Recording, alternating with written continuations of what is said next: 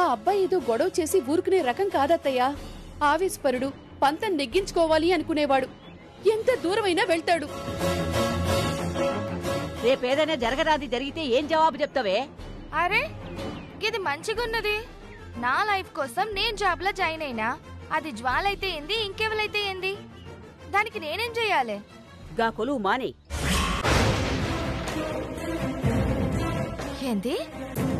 నేను జాబ్ మానేయాలనా? అవు, గట్లయితేనే గా పిల్లగానికి నీ మీద జరంత కోపం చల్లార్తది. శ్రీవల్లి మీద లొల్లి పెట్టకుంటుంటాడు. ఆ అబ్బాయి కోపం నివురుగప్పిన నిప్పులాంటిది నందు. ఇప్పుడు మౌనంగా ఉన్నా ఎప్పుడు ఎలా ప్రవర్తిస్తాడో ఎవ్వరికీ తెలీదు. సరే, నేను జ్వాల తన జాబ్ మానేస్తా.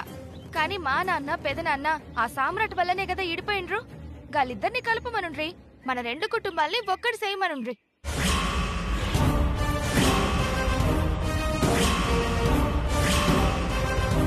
నేను ఈ ఇంటికి రావాలి నాన్న. భయపడే పరిస్థితి తీసుకొచ్చిండు. గది మీకు తప్పనిపిస్తలే. నా లైఫ్ నేను చూసుకుంటే మళ్ళీ సంసారం కూలిపోతది అంటుండ్రు. అసలు గిదే న్యాయం బామ్మ?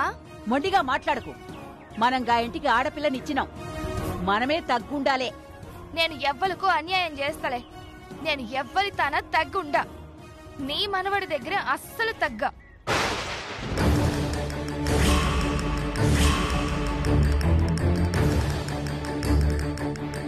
గీ ముచ్చడు కొరకు మళ్ళా నన్ను గిడికి పిలవకుండ్రి.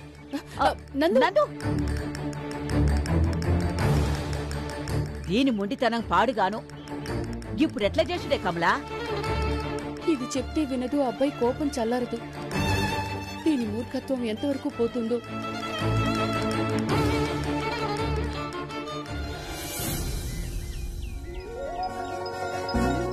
అవంతిక, మన సామ్రాట్కొచ్చింది చాలా పెద్ద అవార్డు అంట కదా? అవునత్తయ్యా. 2 తెలుగు రాష్ట్రాల్లో సామ్రాట్ కి నంబర్ 1 బిజినెస్ మ్యాన్ గా అవార్డు రావడం అంటే మాటలా చెప్పండి. ఇక నీ తోటికోడలు ఆగదు. పట్టపగ్గాలు ఉండవమ్మా. అదేంటత్తయ్యా, తన భర్తకు అంత పెద్ద అవార్డు వస్తే ఏ భార్యకైనా గర్వంగా ఉండదో చెప్పండి. ఏంటి పెద్ద భర్త? దానికి వాడు భర్త కాకముందే వాడు నా కొడుకు. ఇప్పుడు కాదని ఎవరన్నారత్తయ్యా? ఏమో, మీ తోటికోళ్ళు మర్చిపోతుందేమో. కాస్త గుర్తు చెయ్యి.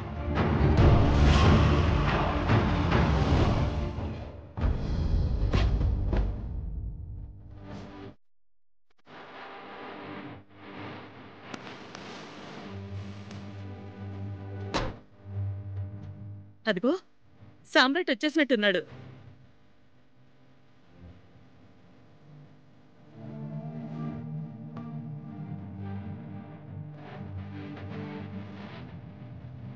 నాన్న సామ్రాట్, ఇదేనా రావడం?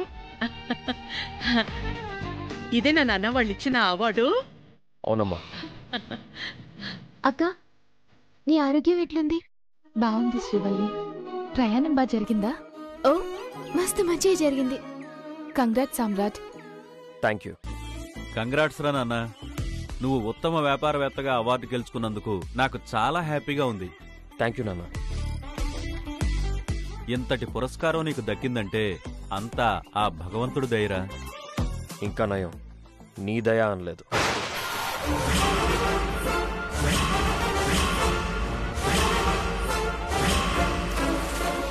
మనిషి తన గెలుపుని దేవుడికి ఎందుకు ఆపాదిస్తాడో తెలుసా నాన్న?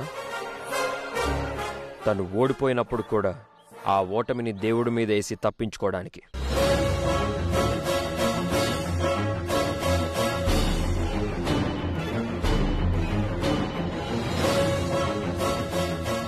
చక్రి, నువ్వేంట్రా అలా సైలెంట్గా వెళ్ళిపోతున్నావు? మరేం చేయాలి?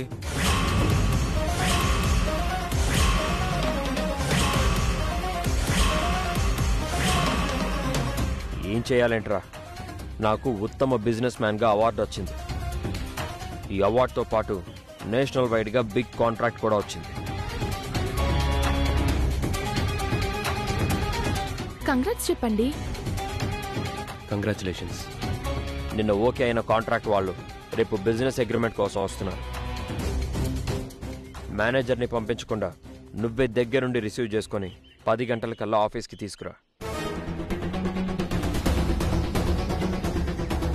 అలాగే గౌతమ్కి అగ్రిమెంట్కి సంబంధించిన ఫార్మాలిటీస్ అన్నీ పూర్తి చేయమని చెప్పు. రే చక్రి,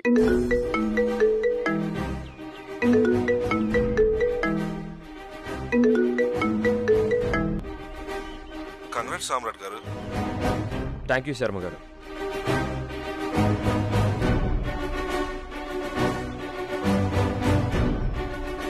అదేందక్క బాబు గట్ల మాట్లాడుతుండ్రు? అదేం లేదు శ్రీవల్లి, రాత్రి కాస్త నాకు జ్వరంగా ఉంటేను మీ బావ మేలుకుతో ఉన్నారు. నిద్ర మత్తులో ఏదో అన్నారులే. గట్ల కాదక్క, బావగారు ఎప్పుడూ లేంది ఇప్పుడిట్లా. వాడేదో ధ్యాసలో ఉన్నాడని చెప్తోంది కదా. అన్నిటికీ గుచ్చి గుచ్చి అడగడం అలవాటైపోయింది అందరికీ.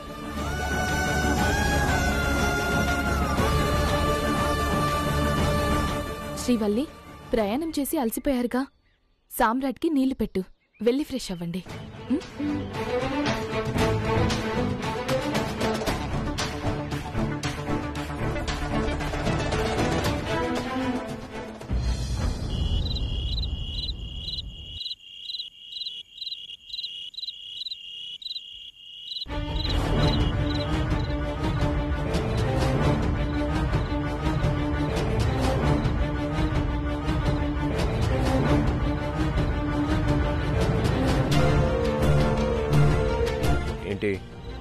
గదేంది? తలెత్తి నన్ను చూడకుండానే ఏంది అని అడుగుతుండ్రు? తలెత్తి చూసినా ఇదే అడగాలి. గట్ల కాదు, నేనేందో అడుగుతానని మీరెట్లా చెప్పిండ్రు? ఏముంది, నువ్వు హాల్లో నుంచి ఏ విషయం మోసుకురాకపోతే చకచకా జింకలా వస్తావు. అదే ఏదన్నా విషయాన్ని మోసుకొస్తే ఇలా పిల్లిలా వస్తావు. ఇంతకీ ఏంటి విషయం?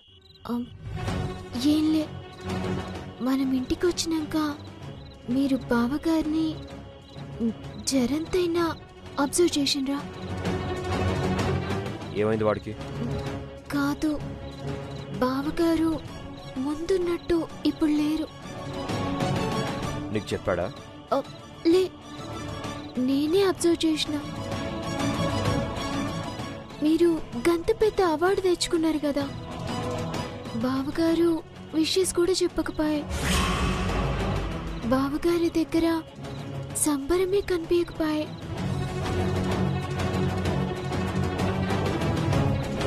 ఎందుకో జర పొల్లవిరుపు మాటలు మాట్లాడినట్టు అనిపించింది.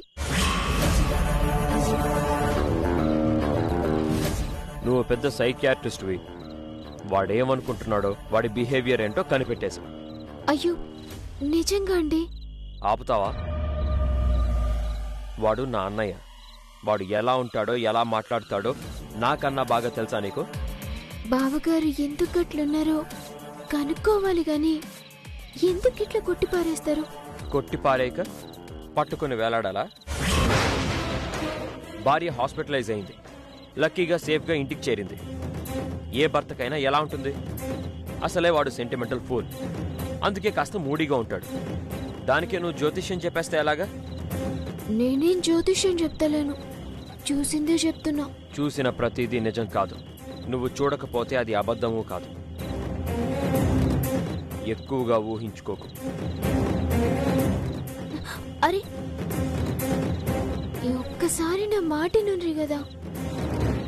చూడు, నేను నిన్ను పెళ్లి చేసుకున్నది నీ మాట నేను వినడానికి కాదు, నా మాట నువ్వు వినడానికి.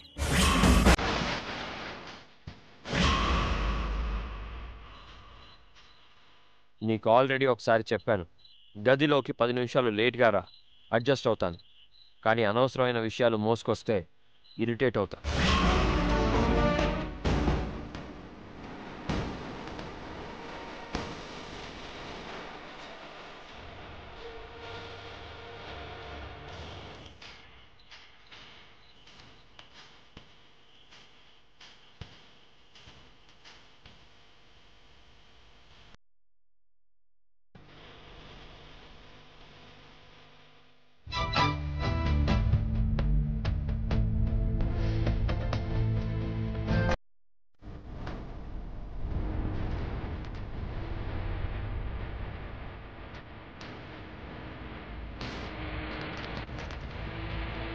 ఎందుకో తెలియదు బావగారు మస్తు బాధపడుతుండ్రు. లైట్లు ఆఫ్ చేసి కూడా ఆలోచించుకోవచ్చు.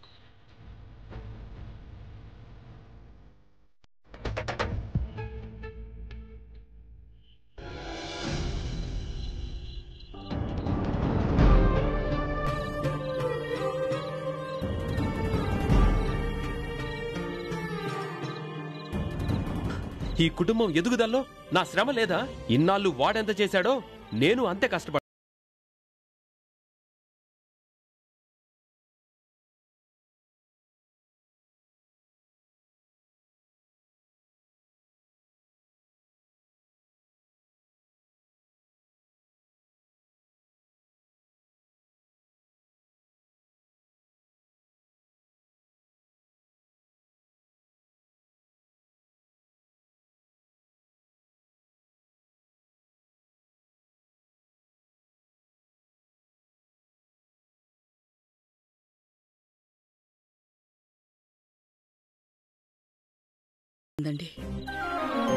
పొద్దున్న వాడు చిన్నోడితో ప్రవర్తించిన తీరు చూశారుగా. వాడు ఎప్పుడూ ఇలా బిహేవ్ చేయలేదండి. వాడి ప్రవర్తన చూస్తుంటే వాళ్ళిద్దరి మధ్యలో ఎన్నో అడ్డుగోడలొచ్చి అవి కాస్త ఈ ఇంటిని ఎక్కడ ముక్కలు చేస్తాయోనని నాకు భయంగా ఉందండి. భవానీ, అర్థం పర్థం లేకుండా నీకు నువ్వే ఏవేవో ఊహించుకుంటున్నావు. నువ్వు అనుకుంటున్నట్టు ఏం జరగదు. హాస్పిటల్లో జరిగిన దాని గురించి వాడేదో డిస్టర్బ్ అయినట్టున్నాడు. ఆ ప్రెస్టేషన్లోనే అలా మాట్లాడినట్టున్నాడు. నువ్వేం కంగారు పడకు. మీరు గాని మీ కొడుకు గాని నా బాధ ఎప్పుడు పట్టించుకున్నారు గనక పెళ్ళయ్యాక వాడి పెళ్ళాం మాట తప్ప నన్ను ఖాతరే చేయడం లేదు. ఉరిమురిమి మంగళం మీద పడినట్టు మధ్యలో ఆ పిల్లేం చేసిందే? పొంతం లేకుండా ఏవేవో ఊహించుకుంటున్నావు. ప్రశాంతంగా టాబ్లెట్ వేసుకుని పడుకో. మీకే ఎన్నైనా చెప్తారు. వాళ్ళిద్దరూ నాకు 2 కళ్ళండి. ఏ కంట్లో నలుసు పడ్డా ఆ బాధ నాకే కదా. వాళ్ళిద్దరి మధ్య వచ్చే భేదాభిప్రాయాల వల్ల వాళ్ళిద్దరూ విడిపోయి ఎక్కడ నాకు దూరం అవుతారోనని నాకు చాలా భయంగా ఉందండి. అదంతా కాదు గాని నన్ను కాసేపు ఒంటరిగా వదిలేయండి. అది కాదు భవానీ. అబ్బా, మీకు దండం పెడతాను, నన్ను వదిలేయండి.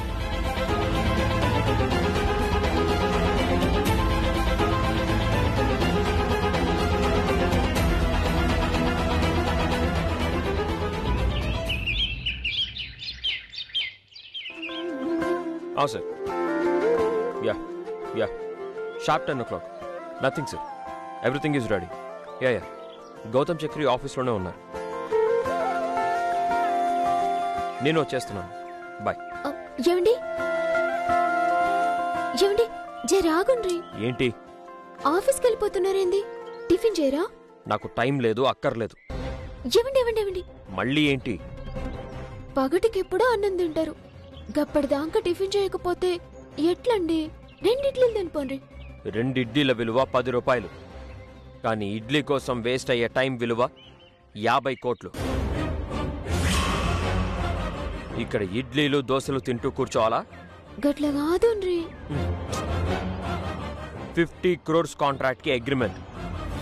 హాఫ్ అన్ అవర్లో అక్కడ ఉండాలి. వెళ్ళి పని చూసుకో. ఏమండి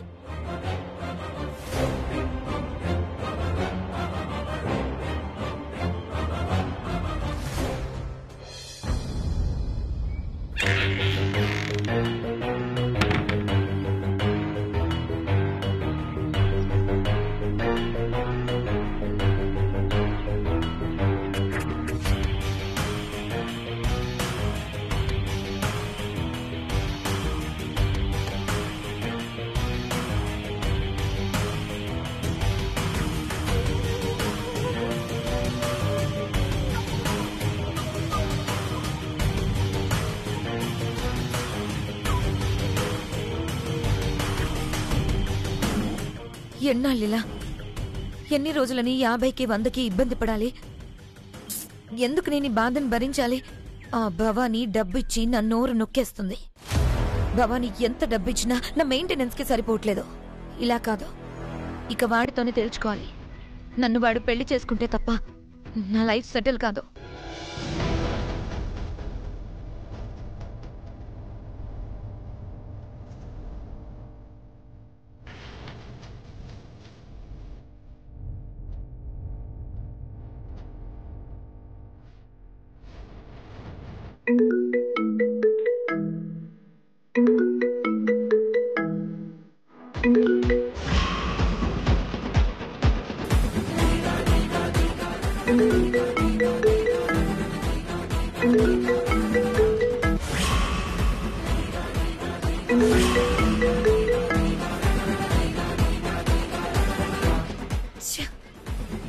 వాడి ఫోన్ బిజీ వస్తుంది. చెప్పరా గౌతమ్. ఆ న్యూ ప్రాజెక్ట్ ఫైల్ ఇంట్లోనే మర్చిపోయి వచ్చాను రా. ఆఫీస్కి వచ్చేటప్పుడు నువ్వు ఆ ఫైల్ కాస్త తీసుకుని రా. ఓకే, నేను తీసుకొస్తాను.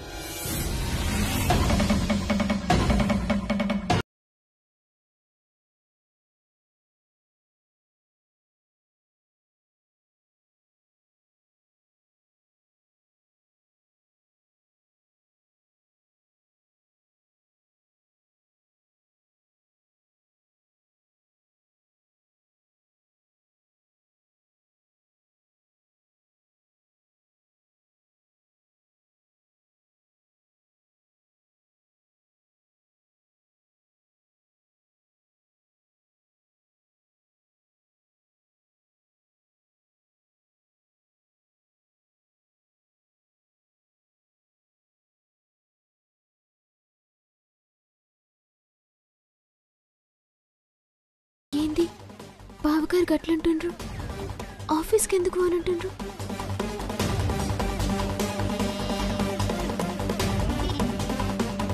శ్రీవల్లి, పైన గదిలో ఫైల్ ఉంది, తీసుకురా.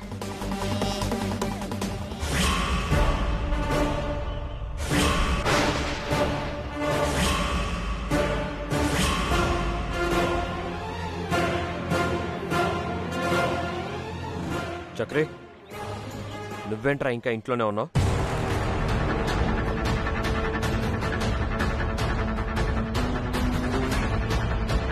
ఈరోజు ఆ బిగ్ కాంట్రాక్ట్ కి సంబంధించి అగ్రిమెంట్ ఉందని చెప్పాను కదా.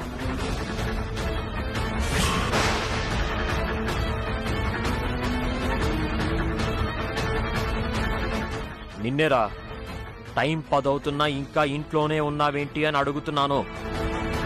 నేను ఆఫీస్కి రావట్లేదురా.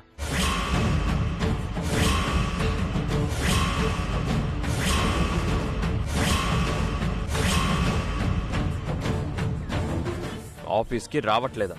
ఎందుకని? నాన్న సామ్రాట్, అలాంటిదేం లేదురా. వాడికి కాస్త తలనొప్పిగా ఉందంట. కాసేపు ఆగి వస్తానన్నాడు. అంతే కదా చక్రి?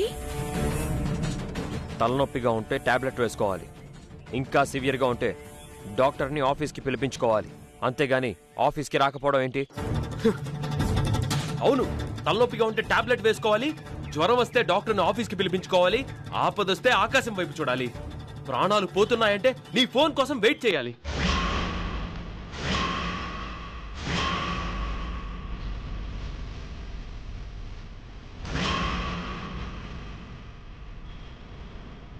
అంతేకాని మనుషుల యొక్క బాధ, వాళ్ళకి దక్కాల్సిన విలువ, అందాల్సిన గౌరవం, చెందాల్సిన స్వేచ్ఛ ఏది ఉండదు.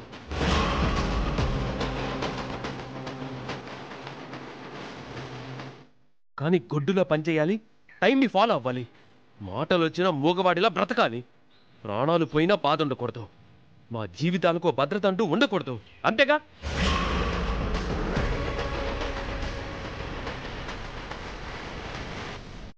ఏమండి, ఏమైందండి మీకు? ఎందుకు ఇలా మాట్లాడుతున్నారు? నువ్వు మాట్లాడక వంతిక. దెబ్బ తగిలిన వాడికే నొప్పి తెలుస్తుంది, అనుభవించిన వాడికే బాధ తీవ్రత తెలుస్తుంది. చక్రి, నువ్వేం మాట్లాడాలనుకుంటున్నావో, ఏం చెప్పాలనుకుంటున్నావో సూటిగా చెప్పు. సామ్రాట్, వాడు చెప్పేది లేదు, నువ్వు వినేది లేదు. వాడేదో డిస్టర్బ్డ్గా ఉన్నాడ్రా, వదిలేయ్. ఏంటి ఆ డిస్టర్బెన్స్? ఏం లోటు జరిగిందని వాడి బాధ? ఎవరి వల్ల దెబ్బ తగిలిందని వీడి నొప్పి? నీ వల్లే.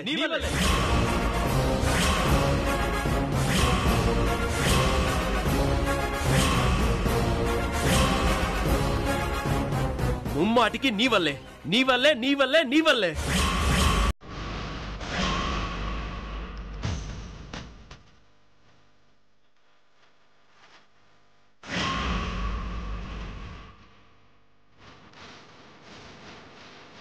నా వల్ల కాదా? నువ్వు ఇల్లు నిలబెట్టావన్నది ఎంత నిజమో అందులో నా శ్రమ కూడా ఉందనేది అంతే నిజం.